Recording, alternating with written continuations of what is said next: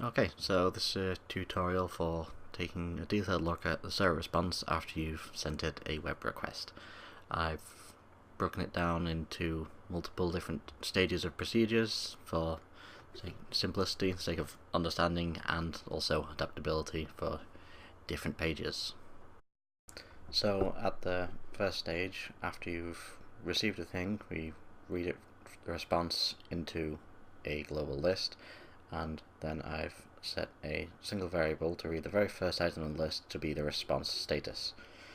Then go through a big long if statement comparing the response status to know if it's okay, if it's finished, if you get any of the error messages such as invalid player name, missing required parameter, and so on.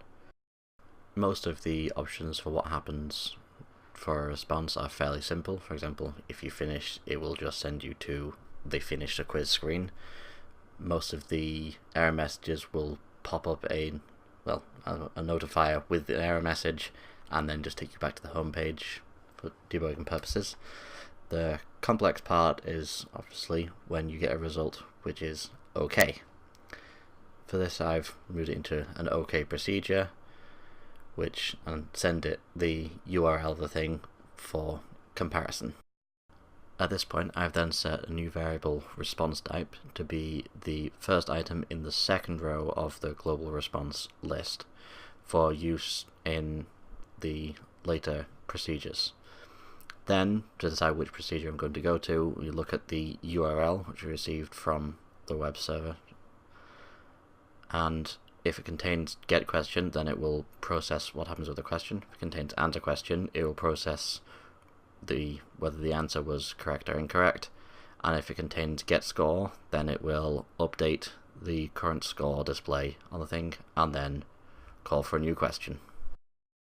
Each of these sub-procedures uses the response type that I defined before to determine further what it's going to do. So when I'm processing a question, I look to see whether if the response type is MCQ or picture or text, and then it will call the relevant procedure for displaying that based on the specific question type, because they all need different responses.